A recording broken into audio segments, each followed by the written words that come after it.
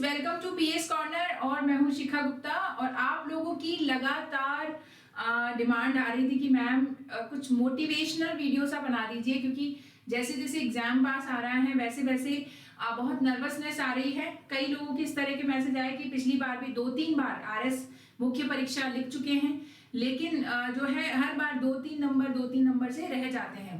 कुछ लोगों ने इंटरव्यू भी दिया हुआ है, लेकिन क्योंकि मेंस में थोड़े मार्क्स कम रह जाते हैं, इस वजह से फाइनल लिस्ट में अपना नाम नहीं दर्ज करा पाते हैं। तो लगातार इस तरह के मैसेज मेरे पास आ रहे हैं, कॉल आ रहे हैं।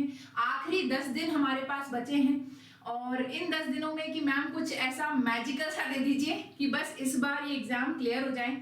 तो बेसिकली आज ये वीडियो मैं इसीलिए लेकर आई हूँ क्योंकि मुझे पता है कि ये जो फेज होता है, ये जो बिल्कुल एग्जाम के पास वाला फेज होता है, जब हमारी तैयारी भी पूरी हो जाती है और हम पहले ही इस फेज से 1-2 बार गुजर चुके होते हैं, या अगर हम बिल्कुल नहीं होते तो हमारे मन के अंदर एक डर सा होता है कि यार हमारी तैयारी तो हो गई है पर पहली बार मेंस लिखने जा रहे हैं, क्या करना है एग्जैक्टली बिल्कुल आइडिया नहीं होता। सब लोगों से सुनी सुनाई बातें हमने सुन ली होती हैं और उस पर अमल भी कर लिया होता है, कुछ पे कुछ हमारे बस की नहीं होती हैं। तो इन सब चीजों को जो है थोड़ा क्लैरिफाई करते हैं। आखिरी 10 दिन बचे हैं। अगर आपकी तैयारी पूरी हो चुकी है तो मेरे हिसाब से ये वीडियो आपके लिए बहुत काम का रहेगा। सबसे पहले तो ये समझिए कि कोई भी एग्जाम है, कोई भी एग्जाम, उस एग्जाम का एक सिलेबस होता है और उस सिलेबस का जो कंटेंट है वो अपन पढ़ लेते हैं। तो आपने आरएस मुख्य परीक्षा का कंटेंट पूरा पढ़ लिया होगा, लेकिन फिर भी कई स्टूडेंट्स का सिलेक्शन नहीं होता है। उसकी वजह है कि वो रिवाइज नहीं करते हैं, रिविजन दूर दूर तक उनकी लिस्ट में नहीं होता है। जैसे अगर मान लीजिए करंट अफेयर्स के लिए आपने ये स्ट्रैटेजी बनाई थी कि आप रोज न्यूज़पेपर पढ़ेंगे करंट अफेयर्स के लिए और वहां से अपने नोट्स बनाएंगे या कटिंग रख लेंगे। कुछ लोग कटिंग भी रखते हैं फाइल्स में। तो क्या उन कटिंग्स को या उन नोट्स को आप रिवाइज कर चुके हैं? क्योंकि अगर आपने कोई ऐसी चीज पढ़ी है जिसको आपने रिवाइज नहीं किया है तो वो आपके एग्जाम में बिल्कुल भी काम नहीं आएगी। ये बात आप याद रख लीजिए। हर एग्जाम की पहली मूलभूत आवश्यकता यह है कि आप जो भी पढ़ें उसे पक्के से रिवाइज करें। तो अगर आप सब कुछ पढ़ चुके हैं और कुछ ऐसा है जो छूट गया है कि आपने उसे रिवाइज नहीं किया है तो उसे रिवाइज कर लें। वैसे भी ये जो 10 दिन बचे हैं ये सिर्फ 2 ही काम आप कर सकते हैं इसमें, एक तो रिविजन, दूसरा आंसर राइटिंग प्रैक्टिस। तो अब रिवीजन की बात तो हो गई और जो लोग रिवीजन भी कर चुके हैं, कई लोग तो मेरे पास ऐसे भी कॉल कर रहे हैं कि मैम 10-11 बार रिवाइज कर चुके हैं लेकिन कॉन्फिडेंस नहीं आ रहा है। तो ये वीडियो उन्हीं लोगों के लिए है। तो रिवीजन तो आपको करना ही करना है, नहीं किया है तो आप कर लीजिए। ये बिल्कुल पीक टाइम है, हाई टाइम है कि आप रिवीजन कर लें। रिवीजन के बाद जो मैं स्ट्रैटेजी आपको बताने वाली हूँ वो ये है कि कैसे आपके जो मार्क का मार्जिन रह जाता है ना, 2-3 नंबर से रह गए या मेंस तो क्लियर हो गया था लेकिन इंटरव्यू में अटक गए क्योंकि मेंस में कम नंबर थे, तो ये मार्जिन कैसे आप फुलफिल करोगे और कैसे आपको दूसरों से कुछ एक्स्ट्रा मार्क्स मिलेंगे। सारी कहानी सीखी है और मैंने आपको पहले भी कई लेक्चर्स में बताया है। आधे नंबर पे 50-50 रैंक का डिफरेंस आता है। तो हर आधा नंबर जो आपको एक्स्ट्रा मिल रहा है वो आपके लिए बहुत ज्यादा इंपॉर्टेंट है। तो इसके लिए मेरे पास एक स्ट्रैटेजी है जो मैंने भी यूज की थी और आप भी यूज कर सकते हो। उसे बोलते हैं रफू स्ट्रैटेजी। ठीक है, हालांकि सारी बातें आपने सुनी होंगी लेकिन एक कंसोलिडेटेड फॉर्मेट में मैं आपको बताने वाली हूं। और अगर अब जो बचे हुए 10 दिन में आप आंसर राइटिंग प्रैक्टिस करेंगे उसमें जरूर से इसको इंप्लीमेंट करें, है ना, जिससे आप जब एग्जाम देने जाएं तो इसको बिल्कुल इसी फॉर्मेट में कर पाए। रफू में इसको पहले से थोड़ा सा सिंप्लीफाई कर लेते हैं। रफू का आर मतलब रिविजन। एक रिविजन वाला आर तो अपन पहले ही कर चुके, रिविजन तो आपको करना ही करना है। वो सिर्फ इस मेंस की बात नहीं है, कोई भी एग्जाम चाहे वो ऑब्जेक्टिव हो, सब्जेक्टिव हो, कैसा भी एग्जाम हो, इनफैक्ट जब आप इंटरव्यू देने जाएंगे तो भी आप जो पढ़ के जाएंगे उसको रिवाइज जरूर से करिए। रिवीजन से एक ये फायदा होता है कि अगर आपको कोई फैक्ट कहीं पर यूज करना है तो आपको कंफ्यूजन नहीं रहता कि आपको सही याद आ रहा है कि नहीं आ रहा। मेंस के टाइम एक चीज आप अपने दिमाग में याद से बिठा लीजिए कि कुछ भी गलत नहीं लिखेंगे। नहीं लिखना इज मच बेटर देन गलत लिखना, है ना। मतलब गलत आप बिल्कुल मत लिखो। जैसे अगर आपको कंफ्यूजन है कि यार वो ईयर 1948 था या 1958 था, कई बार इस तरह के कंफ्यूजन हमें हो जाते हैं कि यार वो 48 था या 58 था, तो ऐसे कंफ्यूजन में आप ये ईयर लिखो ही नहीं। ये कंफ्यूजन आपको नहीं हो इसके लिए आप सबसे पहले तो रिवीजन करो। फिर भी आपको कंफ्यूजन हो रहा है तो आप मत लिखो, गलत बिल्कुल मत लिखो। गलत फैक्ट लिखोगे तो एक बहुत बुरा इंप्रेशन पड़ जाता है और फिर आपको कम मार्क्स मार्क्स मिलने लगते हैं। तो इससे अच्छा है आप उसको थोड़ा सा किसी और तरीके से लिख दो।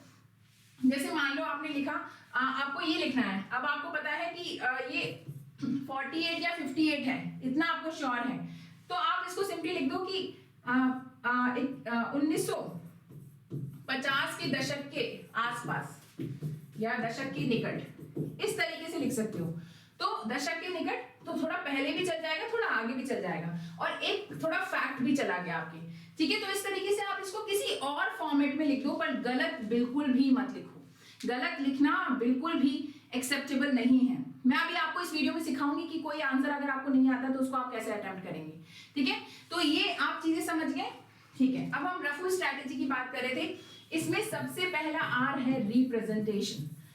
आप जब आंसर लिखेंगे तो वो आंसर आपका ऐसा होना चाहिए कि जैसे ही कॉपी खुले, कॉपी का पन्ना खुले, साफ साफ दिखना चाहिए कि आप क्या लिखना चाह रहे थे, ठीक है। तो वो क्या कैसे दिखेगा? रिप्रेजेंटेशन में आपके आने चाहिए डायग्राम्स। जितने ज्यादा डायग्राम्स का आप यूज कर सको उतने ज्यादा डायग्राम्स।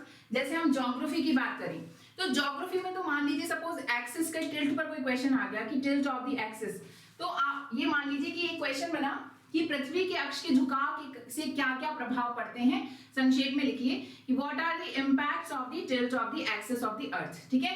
अब आप इसमें इंपैक्ट्स तो लिख दोगे, और लेकिन आपको कुछ नहीं सूझ रहा तो आप ये डायग्राम तो बना ही सकते हो। और इसको बनाने में आपको कितना समय लगेगा? मुश्किल से कुछ सेकंड लगेंगे, कुछ सेकंड लगेंगे आपको ये डायग्राम बनाने में। तो ये जो छोटे छोटे डायग्राम्स होते हैं ना, ये भी बहुत इंपॉर्टेंट है, ठीक है। कुछ भी जो भी आपको उस समय सूझ जाए वो डायग्राम आप बना दो जो उससे रेलेवेंट हो। रेलेवेंट होना चाहिए, ऐसे नहीं है कि टिल्ट ऑफ द एक्सिस की बात कर रहे हैं और आप इंडिया का मैप बना के आ जाओ, नहीं, ठीक है। तो कुछ एक बेसिक डायग्राम्स जो आपके दिमाग में हो उस टाइम वो जरूर से बना दीजिए। और आपने उम्मीद था, क्योंकि अब आप मेंस लिख रहे हैं, प्रीलिम्स आपने क्वालिफाई किया है, तो इतनी नॉलेज तो आपके पास है कि आपने जो है इस तरह के डायग्राम्स पहले पढ़ रखे होंगे, इस तरह के डायग्राम्स आपने देखे होंगे, तो दिमाग में कुछ ना कुछ इमेज उनकी रहती है, ठीक है। तो डायग्राम्स हो गए। इसके अलावा कुछ सब्जेक्ट्स ऐसे होते हैं जहाँ डायग्राम्स नहीं होते, तो वहाँ फ्लो चार्ट्स आप बना सकते हो। जैसे पॉलिटी हो गई, पॉलिटी के अंदर आप क्या डायग्राम बनाओगे? कोई डायग्राम नहीं बना सकते, तो आप फ्लो चार्ट बना दीजिए। सपोज मान लीजिए क्वेश्चन आया कि संसद के बारे में बताइए, तो संसद में आप सिंपली संसद लिखा। संसद के अंदर क्या क्या आता है? लोकसभा, राज्यसभा, इसके 2 सदन होते हैं, तो संसद के सदन। बस ये सिंपल एक फ्लो चार्ट है। तो आपने एक फ्लो चार्ट, मतलब कैसे भी, चाहे कुछ भी हो, आपको लगे यार कितना यूजलेस है, बट एक्चुअली उससे आपका बहुत अच्छा इंप्रेशन कॉपी चेक करने वाले के ऊपर पड़ता है। तो आप ज्यादा से ज्यादा इन्फ्लुएंस करो। तो डायग्राम्स हो गए, फ्लो चार्ट्स हो गए, टेबल्स। अगर कोई ऐसा आंसर है जिसे आप टैब्यूलर फॉर्मेट में लिख सकते हैं, जैसे स्पेशली ऐसे क्वेश्चन जो आता है जिसमें अंतर करना है आपको या तुलना करनी है, 2 चीजों के बीच में डिफरेंस बताना है या कंपैरिजन करना है, तो टेबल आप आराम से बनाएं। जैसे लोकसभा और राज्यसभा में अंतर करना है तो आप इसमें एक टेबल बना देंगे, है ना। और इधर लोकसभा का पॉइंट, इधर राज्यसभा का, इधर लोकसभा का, राज्यसभा का, तो ये बहुत ही क्लियर दिखता है और सुंदर दिखता है, सबसे बड़ी बात, ठीक है। फिर इसके अलावा डायग्राम्स हो गए, फ्लो चार्ट्स हो गए, टेबल्स। फ्लो चार्ट्स और टेबल्स तो ऐसी चीजें हैं जो आप लगभग हर सब्जेक्ट में यूज कर सकते हो, चाहे वो एथिक्स हो, चाहे वो मैनेजमेंट हो, चाहे वो मतलब एनी सब्जेक्ट, जो भी सब्जेक्ट आरएस मींस में है, आप किसी भी सब्जेक्ट के अंदर ये चीजें यूज कर सकते हो। इसके अलावा बुलेट्स। बुलेट्स का मतलब क्या है? अगर कोई आंसर आप पॉइंट्स में लिख सकते हैं, तो कई लोग ऐसे डैश डैश डैश ऐसे ऐसे, ये अच्छा नहीं लगता है थोड़ा सा, तो आप कोशिश करें उसको प्रॉपर बुलेट्स में लिखें। बुलेट्स में भी उतना ही टाइम लगेगा जितना आपको एरो बनाने में लगता है, तो आप उसको बुलेट पॉइंट बना के लिखें। जैसे अगर हम बात करें कोई भी किसी भी चीज के बारे में हमें लिखना है, सपोज मान लीजिए हमें उसके बारे में लिखना है, पृथ्वी के विषुवों के बारे में लिखना है, तो 2 विषुव होते हैं, तो हमने लिखा 2 विषुव। अब जैसे कोई चीज अगर डेफिनेट है, हमें पता है कि 2 ही इक्विनॉक्स होते हैं, 2 ही विषुव होते हैं, तो आप वहां नंबर का यूज कर सकते हो। और अगर कोई चीज डेफिनेट नहीं है, फिक्स नहीं है, तो आप वहां बुलेट पॉइंट का यूज करेंगे, ठीक है। तो आप बुलेट पॉइंट्स का अच्छे से यूज करें। तो ये रिप्रेजेंटेशन हो गया कि रिप्रेजेंटेशन में आप ज्यादा से ज्यादा डायग्राम्स बनाएं, फ्लो चार्ट्स बनाएं, टेबल्स बनाएं, बुलेट्स का यूज करें। जितना ज्यादा आप इनको इस्तेमाल करेंगे अपने पेपर में, आंसर राइटिंग में, बहुत ज्यादा अच्छे मार्क्स आपको मिलेंगे। अगर आप थ्योरी में चाहे कुछ भी लिखा हो, अगर आपका डायग्राम अच्छा से क्लियर है तो आपको बहुत अच्छे मार्क्स वहां मिलेंगे। तो स्ट्रैटेजी नंबर 1, रिप्रेजेंटेशन।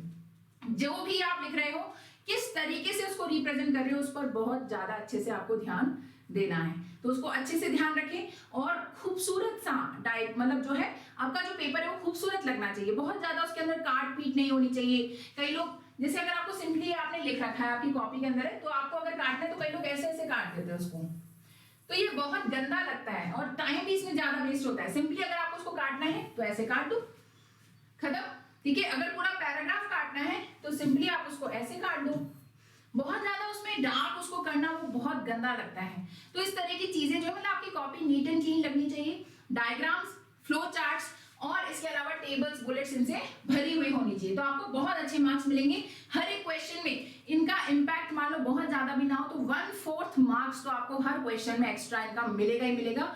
और कई क्वेश्चन में तो मैं आपको बता रही हूँ जो बड़े क्वेश्चन हैं वहां पर आपको इनका इतना बेनिफिट मिलेगा कि शायद अगर सेम टू सेम कंटेंट किसी और कैंडिडेट ने लिखा है तो आपको उससे 1 या 2 नंबर भी ज्यादा मिल सकते हैं। तो 1 या 2 नंबर तो मतलब आप 200 रैंक ऊपर आ गए, ठीक है, तो बहुत मायने रखते हैं। दूसरा रफू का ए, अटेम्प्ट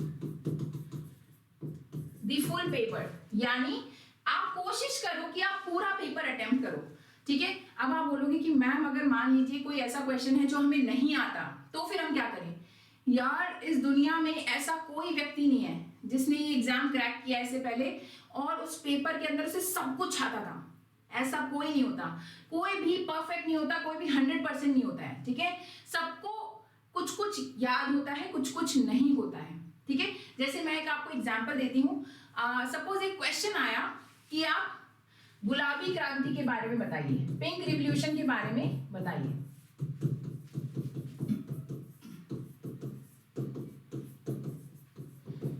अब मान लीजिए एग्जाम में आपको ये तो पता है कि भारत में कुछ सतरंगी क्रांतियां हुई थी जो कि रिलेटेड टू इकोनॉमिकल एक्टिविटी, या हम बोल सकते हैं एग्रीकल्चर से रिलेटेड थी, या तो कृषि से या उद्योग से संबंधित कुछ क्रांतियां हुई थी। आपको लेकिन हरित क्रांति ही पता है ना, आपको गुलाबी क्रांति के बारे में नहीं पता। अब ये 5 नंबर का क्वेश्चन आ गया। अब एक चीज तो ये होती है कि हमें नहीं पता तो हम इसको छोड़ के आ जाए, तो हमें कितने मिले? 0 मार्क्स मिले। ठीक है, अब लेकिन आप ये सोचो कि आपको तो आधा नंबर भी एक्स्ट्रा मिले ना तो आपके लिए तो बढ़िया है, 0 से तो आधा अच्छा। तो आप इसको छोड़े नहीं, इसको कैसे करेंगे आप अटेम्प्ट, कि आपको पता है कि हर क्रांति में कुछ तो कॉमन होता है, कुछ तो चीजें होती है। अब आपको एक जनरल भी आइडिया है ना कि भाई ठीक है ऐसा हुआ होगा, तो वैसा ही अपन कर लेते हैं। जैसे मान लो गुलाबी क्रांति है तो इससे अर्थव्यवस्था यानी कि आर्थिक परिदृश्य में बहुत बड़ा बदलाव आया और भारत के आयात निर्यात पे प्रभाव पड़ा, भारत की अर्थव्यवस्था, भारत की आर्थिक स्थिति मजबूत हुई, आत्मनिर्भर हो गए हम इस मामले में। तो ठीक है, कुछ जनरल वर्ड्स आपने यूज कर लिए। तो आपको पता है कि हर क्रांति में ये तो होता ही होता है, कुछ तो बदलाव आता है, तभी तो हम उसे क्रांति बोलते हैं। ठीक है, तो आप इसको छोड़ने की बजाय अगर आप ये जनरल भी लिखा है, आपको नहीं पता किस चीज से रिलेटेड थी, पर आप लिखो इसने पूरे भारत को, भारतीय अर्थव्यवस्था को एक बार जोर का धक्का मारा, जिससे भारतीय अर्थव्यवस्था जो है खिंची हुई चली गई और इस क्षेत्र में हमने देखा कि बहुत बड़े स्तर पे बदलाव हमें दिखाई देते हैं। इससे रोजगार सृजन हुआ, है ना, रोजगार सृजन हर क्रांति से लगभग होता है। इस तरह की आर्थिक या जो है कृषि से रिलेटेड जो क्रांतियां हो जाती हैं उनमें तो रोजगार सृजन हुए, इससे प्रति व्यक्ति आय में वृद्धि हुई, इससे अर्थव्यवस्था में सुधार हुआ, अर्थव्यवस्था के जो पैरामीटर्स हैं वो काफी अच्छे हो गए, है ना, तो इससे क्षेत्रीय विकास हुआ। तो इस तरह की चीजें जनरल जो है वो आप इसके अंदर लिख सकते हैं। तो आपको मैं ये बोलूं कि 5 में से आपको 0 से मैं कह सकती हूँ कि लगभग आप 2 से 3 नंबर इस क्वेश्चन में ला सकते हो, जबकि आपको ये ना पता हो कि गुलाबी क्रांति क्या है। ठीक है, और बिना ये लिखे क्या है, गलत मत लिखो, बिल्कुल मत लिखो कि गुलाबी क्रांति किससे संबंधित थी, कब शुरू हुई, बिल्कुल मेंशन मत करो ये बात। सिर्फ उसके बारे में एक जनरल पिक्चर बना दो, तो उसमें भी आपको आराम से 1.5-2 नंबर तो आराम से मिल जाएंगे आपको। ठीक है, तो आप गलत चीजें मत लिखो, बस जो चीज आपको नहीं पता मतलब नहीं पता, गलत नहीं लिखनी है हमको, पर एक जनरल पिक्चर आपने बना दी। एक और एग्जांपल ले लेते हैं इसी चीज का। जैसे मान लो प्रजामंडल पे क्वेश्चन आया, जो कि हर साल आता है, प्रजामंडल से क्वेश्चन फिक्स है, प्रजामंडल से क्वेश्चन आया। अब सपोज किसी भी क्षेत्र के प्रजामंडल पे क्वेश्चन आ गया, अब आपको नहीं पता उस प्रजामंडल के बारे में कौन नेता थे, क्या थे, क्या नहीं थे। आपने एक जनरल पिक्चर बना ली, मान लो प्रजामंडल में 10 नंबर का क्वेश्चन आ गया। अब एक तो आपने क्वेश्चन पूरा का पूरा छोड़ दिया, 0 मार्क्स मिले। एक आपने जनरल लिख दिया कि हाँ इसमें जो है ये थोड़ी बहुत हिंसा भी हुई, एक जो है एक नेतृत्व का विकास हुआ, उस क्षेत्र के लोग जो है मुख्य धारा में आ गए, उन्होंने फिर आगे जो है हमारी जो क्रांति थी उसमें भी काफी योगदान दिया, बस एक जनरल पिक्चर बना दी, तो और कुछ भी नहीं, तो कम से कम 2 नंबर तो आपको यहाँ भी मिल सकते हैं। और मैंने कई टॉपर्स की कॉपी देखी है, लिटरली वो ये क्लेम करते हैं कि उनको वो आंसर नहीं आता था, पर उन्होंने अटेम्प्ट किया और 4 से 5 नंबर उनको उस क्वेश्चन में मिले हैं।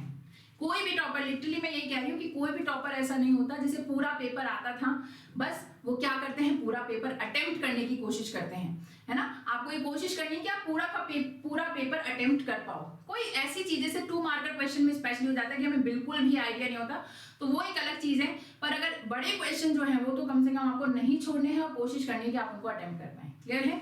तो ये जो चीज है आपको ध्यान रखनी है कि आप पूरा पेपर अटेम्प्ट कर पाए। तो रफू का आर हो गया रिप्रेजेंटेशन, ए हो गया अटेम्प्ट, पूरा पेपर आपको अटेम्प्ट करना है। फिर है अगला वर्ड एफ, जिसका मतलब है फैक्ट्स। आपको उस टॉपिक से रिलेटेड, जिससे भी क्वेश्चन आया है उस टॉपिक से रिलेटेड जो भी फैक्ट याद आ रहा हो, वैसे हालांकि हम थोड़ा लेट है, वरना आप इसमें ये कर सकते थे कि मेंस के जितने भी टॉपिक हैं वो हर एक पेज पर एक टॉपिक लिखते और उस टॉपिक से रिलेटेड 4 फैक्ट्स जो हैं वो आप लिख के रख सकते थे। हमने एक बनाया भी था वीडियो इस चीज पर कि कैसे अपने शॉर्ट नोट्स बनाएं। ये वीडियो आपको मेरी प्लेलिस्ट में मिल जाएगा, तो आप वहां देख सकते हैं, आपको वीडियोस सेक्शन में मिल जाएगा कि शॉर्ट नोट्स कैसे बनाएं। उसमें मैंने आपको बताया था बकायदा कि हर एक टॉपिक आप लिखो, एक पेज पर एक टॉपिक लिखा और उसके नीचे 4 फैक्ट लिख दिए। अब उन 4 फैक्ट्स को आपको एग्जाम में कैसे ना कैसे यूज करना है, ठीक है। तो उस टॉपिक से रिलेटेड जिससे क्वेश्चन आया है, आपको कोई भी फैक्ट याद आ रहा हो वो फैक्ट लिख दो। फैक्ट कुछ भी हो सकता है। फैक्ट के अंदर हम जनरली 3 चीजें शामिल कर सकते हैं। पर्सन, कोई पर्सन आपको याद आ रहा हो, कोई प्लेस, कोई जगह आपको याद आ रही हो, और तीसरी आरपीएससी की फेवरेट चीज, कोई ईयर आपको याद आ रहा हो, डेट याद आ रही हो। तो ये 3 इंपॉर्टेंट फैक्ट होते हैं, ठीक है, जो आप किसी भी चीज से रिलेटेड लिख सकते हैं और उसमें आपको मार्क्स मिलेंगे। जैसे गांधी जी के ऊपर क्वेश्चन आ गया तो आपने उनके बारे में खेड़ा लिख दिया, खेड़ा वाला लिखा तो खेड़ा लिख दिया, उसका ईयर लिख दिया, तो आपको आधा नंबर वहां मिल गया। स्ट्रेट फॉरवर्ड आधा नंबर आपको एज इट इज वहां पे मिल जाएगा। तो इस तरीके से हर एक चीज पर एक जो है एक्स्ट्रा मार्क्स आपको मिलते जाएंगे। तो फैक्ट्स आप जितने लिखेंगे, आरपीएससी के फेवरेट है, हर फैक्ट पे आपको मार्क्स मिलता है। तो आपके आंसर में जितने ज्यादा फैक्ट्स होंगे उतना ज्यादा स्ट्रॉन्ग आपको आंसर मिलता है। हाँ, बिल्कुल ही इररिलेवेंट फैक्ट आपको नहीं लिखना। सपोज आपको पॉलिटी का कोई क्वेश्चन आ रहा है, ठीक है, पॉलिटी में आप लिख रहे हो, अब पॉलिटी में आपने सपोज या आईआर की बात कर लेते हैं, इंटरनेशनल रिलेशन की बात कर रहे हैं। तो इंटरनेशनल रिलेशंस में हम जनरली दो ही एस्पेक्ट कंसीडर करते हैं, या तो पॉलिटिक्स या फिर इकोनॉमिक्स, ठीक है, ज्यादा और चीजें हम कंसीडर नहीं करते। लेकिन आप इसके अंदर एनवायरमेंट भी एंगल यूज कर सकते हैं। एक थर्ड एंगल आपको मिल जाएगा एनवायरमेंट। अब सपोज आपने एनवायरमेंट लिख दिया है ना, तो एनवायरमेंट के साथ आप ट्रैक 6 डिप्लोमेसी यूज कर सकते हो कि ट्रैक 6 कूटनीति का ये पार्ट है। फिर एनवायरमेंट में अगर आपको कोई ऐसी कन्वेंशन संधि याद आ रही है जिसमें दोनों देश थे तो वो लिख सकते हो। तो इस तरीके से अपने आंसर को थोड़ा सा डिफरेंट भी बना दिया आपने, और उसमें वो आपने फैक्ट भी डाल दिया। एक फैक्ट हो गया ट्रैक 6 डिप्लोमेसी, कोई कन्वेंशन आपको याद आ रही है, वो एक फैक्ट हो गया, ठीक है। तो कोई भी पर्सन या कोई नेम बोल सकते हैं, नेम हो सकता है कोई भी, कोई कन्वेंशन का नाम हो सकता है, कोई व्यक्ति का नाम हो सकता है, किसी जगह का नाम हो सकता है, किसी अधिनियम का नाम हो सकता है, कुछ भी हो सकता है, कोई जगह हो सकती है, कोई वर्ष हो सकता है। तो ये जो फैक्ट्स है वो आप एग्जाम में जितना डालेंगे अपने आंसर में उतने अच्छे मार्क्स आपको मिलेंगे। और लास्ट जो हमारी रफू स्ट्रेटेजी का यू है, इसका मतलब है अंडरलाइन। जितनी भी इंपॉर्टेंट चीजें आप आंसर में लिख रहे हो, या कोई भी ऐसा लगता है कि हाँ ये वर्ड तो आपके लिए कीवर्ड है यहाँ पर, तो उसको अंडरलाइन जरूर करें। सपोज किसी आंसर में आपने यूज किया सस्टेनेबल डेवलपमेंट गोल,